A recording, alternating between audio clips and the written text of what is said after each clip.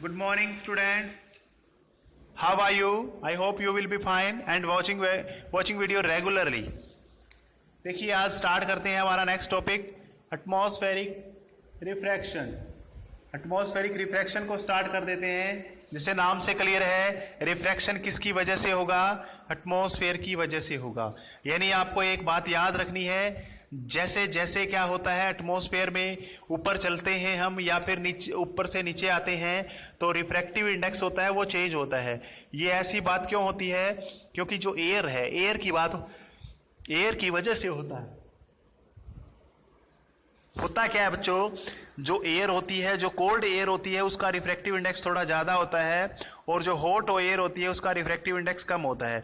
Hot air है वो थोड़ी रेयर मीडियम होती है और जो कोल्ड एयर है वो ऊपर से जब लाइट कोई आती है वो रेयर मीडियम से कौन से मीडियम में आ रही है? डेंसर में। तो अब यानी हम कह सकते हैं जो नॉर्मल है उसकी तरफ लाइट बेंड होती है। चलो पढ़ते हैं इसको।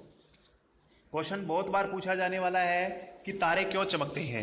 वैसे तो कई बार तो एक नंबर का ही पूछ लेते हैं, ये तारे क्यों चमकते हैं। आपको फिर एक नंबर वाले में आपको एक ही आंसर देना पड़ेगा, ड्यू टू एटमॉस्फेरिक रिफ्रैक्शन।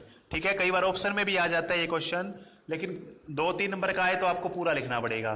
देखिए, twinkling of star is due to the atmospheric refraction of light या स्टार लाइट। जो तारों की जो रोशनी है वो उसका एटमॉस्फेरिक रिफ्रैक्शन की वजह से हमें दिखाई देती है।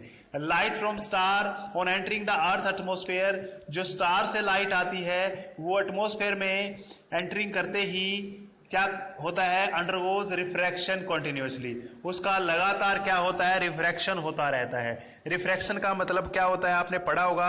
रिफ्रैक्शन में क्या होता है? When a light ray, definition आपको पता ही होगा, when a light ray enters from one medium to another medium, then it bends या its goes away from its path, है ना। इस रास्ते से दूर चली जाती है या डिस्टर्ब इट्स पाथ कह सकते हो। रिफ्लेक्शन नहीं कहेंगे हम, रिफ्रैक्शन की बात कर रहे हैं। ठीक है, इट बैंड्स इट्स पाथ कह सकते हो, इट रिफ्रैक्टेड इट्स पाथ कह सकते हो आप। ठीक है, देखिए इसकी बात हम कर लेते हैं। जब सूर्य की चांद उसकी बात हम कर रहे हैं, तारे की बात करें, तारे से हमारी आंख में जो प्रकाश आ रहा है वो लगातार रिफ्रैक्शन होता ऐसे ऐसे होता जा रहा है। तो इसकी वजह से हमें बार बार रिफ्रैक्शन की वजह से तारे चमकते हुए दिखाई देते हैं।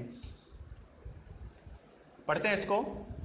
Continuously before it reaches the earth, पृथ्वी तक पहुंचने से पहले इसका काफी बार इसका रिफ्रैक्शन हो जाता है।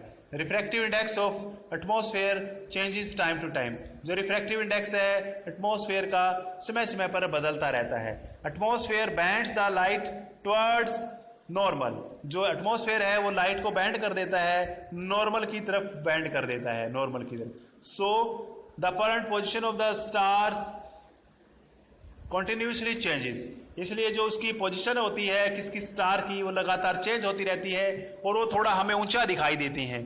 थोड़ा ऊंचा दिखाई देते हैं किसकी वजह से? वो रिफ्रैक्शन की वजह से, और हमें चमकते हुए दिखाई देते हैं। एंड ट्विंकलिंग कह सकते हैं, एंड ट्विंकल्स कह सकते हो। ठीक है, हायर पोजीशन एंड ट्विंकल्स, और ये क्या करते रहते हैं? ट्विंकल करते। आप इसका डायग्राम ऐसे बना सकते हो, ये तारा है, यहाँ पर आंख है, तो हमें ऐसे दिखाई देना चाहिए था, लेकिन नॉर्मल की तरफ मुड़ने की वजह से ये हमें यहाँ पर दिखाई देते हैं।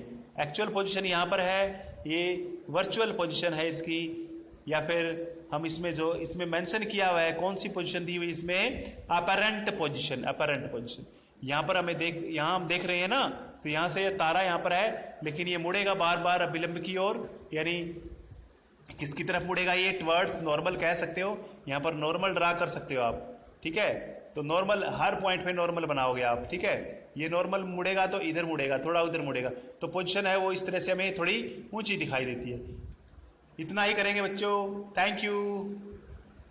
चलो एक टॉपिक और कर लेते हैं। आज मैंने बताया था, भूल गया था मैं ये, हाँ इससे रिलेटेड है ये। बहुत बार ये भी पूछा जाता है कि जो आपके जो प्लैनेट होते हैं, प्लैनेट क्यों ट्विंकल नहीं करते? इसका सिंपल सा रीजन है, प्लैनेट का साइज बड़ा होता है, अर्थ के क्लोज होते हैं ये, तो ये एक पॉइंट सोर्स की भांति काम नहीं करते और एक बात और होती है, इनका खुद का क्या नहीं होता, प्रकाश नहीं होता, खुद का रोशनी कैसे लाइट नहीं होती, साइज में बड़े होते हैं, सिंपल सी बात है, साइज इनका बड़ा होता है, ये पॉइंट साइज नहीं होते। पॉइंट साइज नहीं होते तो हमें ऐसा लगता है कि काफी पॉइंट से रोशनी हमारी आंखों में आ रही है। अगर अलग अलग पॉइंट से रोशनी हमारी आंखों में आएगी तो वो चमकते हुए जो चमकना है, यानी जो इसका ट्विंकलिंग है, वो हमें एंड हो जाता है, यहां पर हम कह सकते हैं इसका फिनिश हो जाता है, कह सकते हैं। ठीक है, तो हमें ऐसा नहीं लगता कि ये चमकते हैं। तो इसमें आराम से लिखा है, मैंने बिल्कुल समझ में आने वाला है। The planet do not possess light of their own, अपने ही खुद की रोशनी नहीं होती। दे आर विजिबल बिकॉज, वो इसलिए हमें दिखाई देते हैं, because they reflect the sunlight which fall on them, जो इसके ऊपर रोशनी गिरती है सन की, उसकी वजह से वो दिखाई देते हैं। They are very close to the earth, वो पृथ्वी के बिल्कुल नजदीक होते हैं। विच आगे क्या है, they can be consider as a collection of a large number of point side source of light. उनको क्या माना जा सकता है, उनको काफी सारे पॉइंट साइज सोर्स माना जा सकता है जिनसे लाइट आ रही है। यानी उनको क्या माना जा सकता है, देखो, collection of large number of point size sources of light, मतलब बिंदु आकार के रोशनी के स्रोत माना जा सकता है, लाइट के स्रोत माना जा सकता है। So the total variation in the amount of light, इसलिए जो टोटल अमाउंट होती है लाइट की, यानी मात्रा होती है, वो उनके अंदर जो वेरिएशन होता है वो हमें वेरिएशन दिखाई नहीं देता। अगर वेरिएशन होगा तो ही हमें चमकते हुए दिखाई देते हैं, लेकिन अगर वेरिएशन ही नहीं हो रहा, यानी कोई रिफ्रैक्टिव इंडेक्स में चेंज ही नहीं ऐसा लग रहा है, तो वो हमें दिखाई नहीं देते चमकते हुए। ठीक है, तो ऑल डायरेक्शन से कह सकते हैं, ऑल सोर्सेज से कह सकते हैं, वो जीरो हो जाता है, इसलिए वो चमकते नहीं हैं। समझ में आ गया बच्चों, ये लास्ट टॉपिक था। Thank you.